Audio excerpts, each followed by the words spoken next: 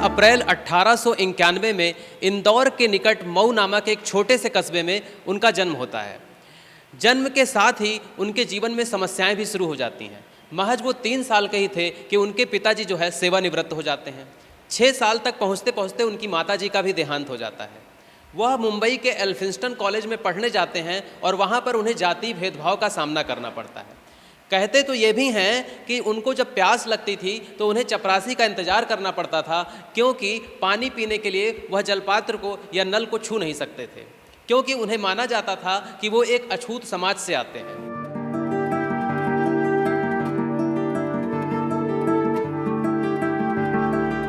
मित्रों, आप जानते हो कि देश की सामाजिक व्यवस्था की वजह से बाबा साहब को हर जगह जो है वो सामाजिक अस्पृश्यता, अछूतपन का जो है उनके साथ दुर्व्यवहार किया गया। और इस दुर्व्यवहार को उन्होंने अपने पिताजी से भी एक बात की थी कि पिताजी, हमारे साथ इस प्रकार का दुर्व्यवहार क्यों किया जाता है, हमको समानता का अवसर क्यों नहीं दिया जाता है, समान व्यवहार नहीं किया जाता है, सम्मान नहीं किया जाता है। तो उनके पिताजी ने कहा था, बेटे तुम बड़े होकर इसका क्या रोग है, इसकी क्या दवा है, ये खुद तुम पता लगाओगे। बाबा साहब डॉक्टर अम्बेडकर विदेश गए।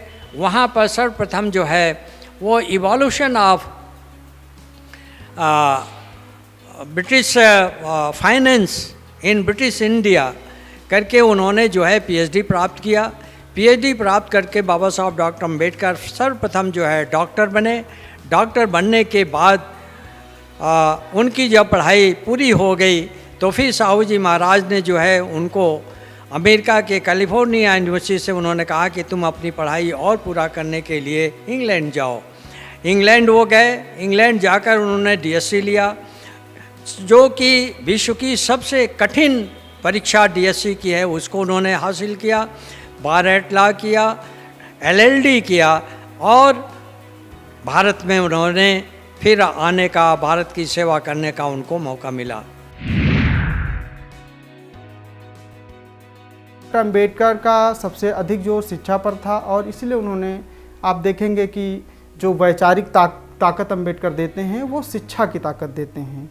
और ये शिक्षा की ताकत से जिस समाज से वो ताल्लुक़ रखते थे, यानी दलित समुदाय, एससी एसटी संवैधानिक रूप से जिन्हें हम कहते हैं, वो उन्होंने शिक्षा की ताकत को पहचाना और उस शिक्षा की ताकत की वजह से डॉक्टर अम्बेडकर 21वीं सदी में भी प्रासंगिक होते हैं, उस समाज के लिए भी, भारतीय समाज के लिए भी और भारतीय राष्ट्र राज्य के लिए भी। सर्वप्रथम उन्होंने देखा कि यहाँ के लोगों को पानी पीने का भी अधिकार नहीं है। जहाँ की चौबदार का आंदोलन इन्होंने प्रारंभ किया, जहाँ पर कि कुत्ते और जानवर जाकर पानी पी सकते थे, लेकिन वहाँ पर शेड्यूल कास्ट के लोग वहाँ जाकर पानी नहीं ले सकते थे। ये पानी लेने के अधिकार के लिए उन्होंने आंदोलन चलाया और बड़ा सफल आंदोलन रहा। उसके बाद उन्होंने 1930 या 32 में जो है वो कालाराम मंदिर प्रवेश का उन्होंने भी आंदोलन शुरू किया और उस आंदोलन में जो है बहुत उनको संघर्ष का सामना करना पड़ा। सभी लोग उनके विरोध में खड़े हो गए, मंदिरों के ताले बंद हो गए, दरवाजे बंद कर दिए गए और भीषण प्रहार इन पर किया गया। इनके सहयोगियों ने कहा, बाबा साहब आपकी जान यहाँ पर खतरे में है, आप यहाँ से सुरक्षित पूर्वक यहाँ से निकल चलिए, हम लोग निकाल चलेंगे, नहीं तो ये लोग आप लोगों की जान ले लेंगे। लेकिन बाबा साहब ने कहा, नहीं, हमारा जान भले ही चला जाए लेकिन हम यहाँ से नहीं हटेंगे। और वहीं पर उन लोगों ने प्रेम और भाव के द्वारा बाबा साहब नाम संबोधित किया और इस प्रकार से डॉक्टर बाबा साहब बने। अपनी एक आत्मकथा वेटिंग फॉर वीज़ा में वह दिखाते हैं कि किस तरह से उनके साथ जगह जगह पर जातिवाद होता है। और वह यहाँ पर यह भी बताते हैं कि जाति पूर्वाग्रहों से जो ग्रसित समाज है वह सिर्फ सवर्ण समाज ही नहीं है, बल्कि पिछड़ी जातियां भी कई ऐसी हैं, यहाँ तक कि मुस्लिम समाज में भी, पारसी समुदाय में भी जाति भेदभाव का सामना उनको करना पड़ता है। ब्रिटिश गवर्नमेंट ने जो है वो एक अधिकार जिसको हम ये कहते हैं कि सेपरेट इलेक्टोरेट का अधिकार जो है वो अनुसूचित जातियों के लिए प्रदान किया। जब ये व्यवस्था घोषित हुआ तो उसमें राष्ट्रपिता महात्मा गांधी एरवदा जेल में थे और उन्होंने कह दिया नहीं, हम इस को हम नहीं मानते हैं और यह जो बात अंग्रेज़ों ने दिया है यह हमारे मरते दम तक लागू नहीं हो सकता है, हमारे मरने के बाद ही लागू होगा। और उन्होंने आमरण अनशन शुरू किया।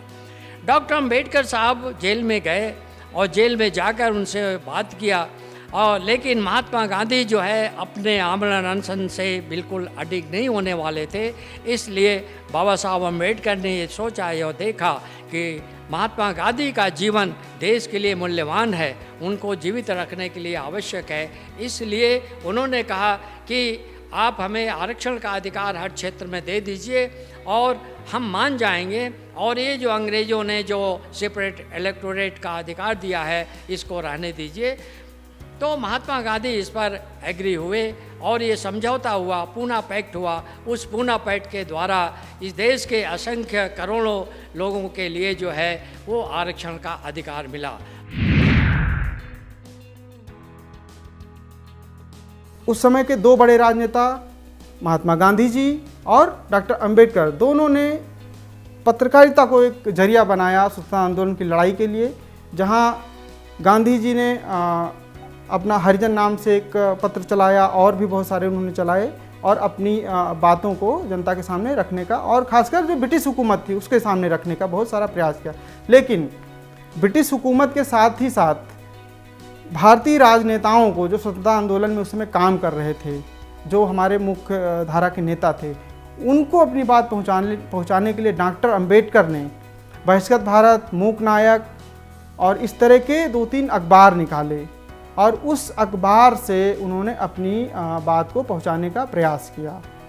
तो अंबेडकर, इसलिए आप अंबेडकर के पूरे जीवन को समग्र रूप से देखेंगे तो वो एक पत्रकार हैं, विधिवेत्ता हैं, राजनेता हैं और एक मानव विज्ञानी भी हैं। और इतिहास के तौर पे देखेंगे तो उनका जो एनाल पद्धति जिसे हम कहते हैं, एनाल पद्धति से जो उन्होंने इतिहास का विश्लेषण किया है, तो हमारे सामने अंबेडकर इस 4-5 छवियों के साथ हमेशा आते हैं।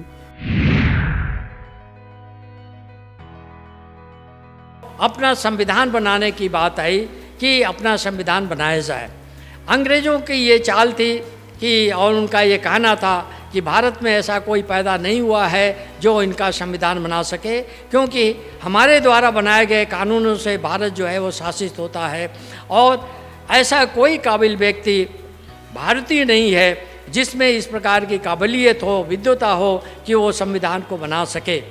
और ऐसे समय में हमारे राष्ट्रीय नेताओं के सामने यह बात आई और उन्होंने विश्व के प्रसिद्ध संविधान बनाने वाले आइवर जेनिंग को बुलाने का उन्होंने प्रस्ताव रखा। और ये प्रस्ताव जो है महात्मा गांधी के सामने जब लाया गया तो महात्मा गांधी ने इसको मानने से मना कर दिया और उन्होंने कहा नहीं, हमारे वहाँ डॉक्टर अंबेडकर हैं, इनको जो है संविधान बनाने की जिम्मेदारी दी जाए और इनको संविधान बनाने की जिम्मेदारी दी गई और ये संविधान निर्मात्री सभा के अध्यक्ष बनाए गए।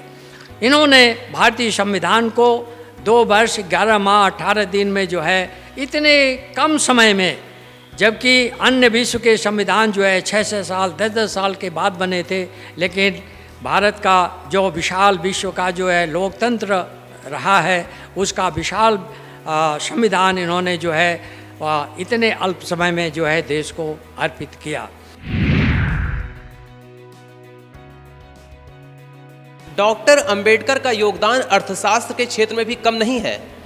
रिजर्व बैंक ऑफ इंडिया, जो कि हिल्टन यंग कमीशन की रिपोर्ट पर बनता है, उसके लिए भी वह शोध प्रस्तुत करते हैं और उनकी सिफारिशों को स्वीकार करते हुए रिजर्व बैंक ऑफ इंडिया की स्थापना की जाती है अंग्रेज़ों के समय में।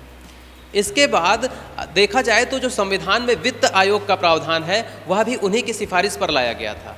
वित्त आयोग के अलावा जो एक आज आप कर की व्यवस्था देखते हैं कि जो लो इनकम वाला समाज है, जिसकी आय कम है या ना के बराबर है, उसे टैक्स फ्री रखा जाए, तो यह सुझाव भी डॉक्टर अंबेडकर का ही था। तो यह कहना कि वह एक जाति विशेष की राजनीति करते थे या उनका सिर्फ एक ही विषय पर काम था, यह भी गलत होगा। डॉक्टर अंबेडकर ने राजनीतिक चिंतन में भी अपना योगदान दिया और उन्होंने कहा कि साम्यवादी विचारधारा भारतीय पृष्ठभूमि पर खरी नहीं उतरती। उन्होंने साम्यवाद के हिंसा के तत्व को भी अपनाने से इनकार कर दिया। डॉक्टर अंबेडकर ने कहा कि जरूरी नहीं है कि भेदभाव हमेशा आर्थिक आधार पर भी हो, इसके सांस्कृतिक कारण भी हो सकते हैं और परिवर्तन के लिए जरूरी नहीं है कि बंदूक ही उठाई जाए। लोकतांत्रिक तरीके से, विधिक तरीके से भी परिवर्तन समाज में लाया जा सकता है। इस परिवर्तन में थोड़ा समय लग सकता है, लेकिन यह परिवर्तन स्थायी होगा और सनातन होगा। हमेशा से ही उन्होंने विभाजन का विरोध किया। उनके भारत के विभाजन के संबंध में थॉट्स ऑन पाकिस्तान जो उनके लेख हैं, उसमें उनके विचार साफ तौर पर देखे जा सकते हैं।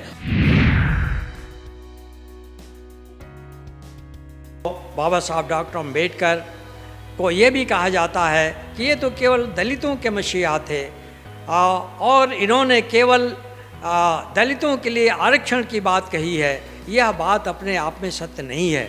बाबा साहब डॉक्टर अंबेडकर आधुनिक भारत के निर्माता थे।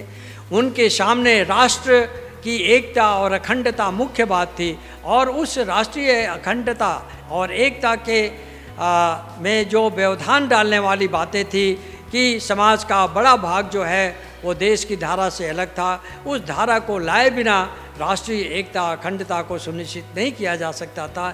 इसलिए उन्होंने इन लोगों के लिए जो है वो आरक्षण की बात कही और ये आरक्षण अपने आप में सामाजिक न्याय का बहुत बड़ा पहलू है। बाबा साहब डॉक्टर अंबेडकर जो है ईसाई धर्म को ग्रहण कर लें। आप मान लीजिए कि बाबा साहब अगर ईसाई धर्म को ग्रहण कर लिए हो तो भारत का क्या होता।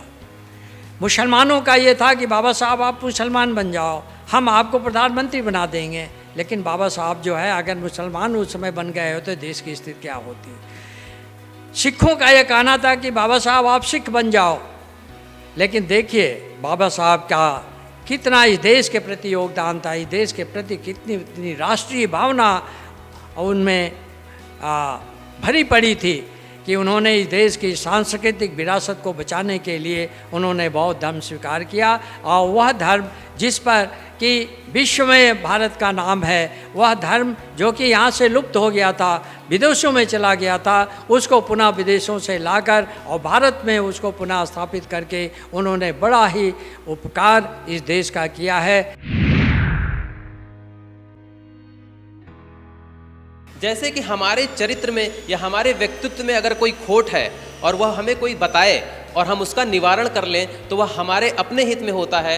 उसी तरह से जातिवाद जैसी समस्या अगर किसी समाज में है तो उसका निवारण करने से खुद उस समाज का ही भला होगा। और इस बात को समझते हुए हमें उनके दर्शन को अच्छे से समझना चाहिए और उसको जहाँ तक संभव हो सके स्वीकार करने में बिल्कुल भी परहेज नहीं करना चाहिए। तो नमस्कार दोस्तों, मैं बहुत जल्द मिलूँगा किसी और मुद्दे पर।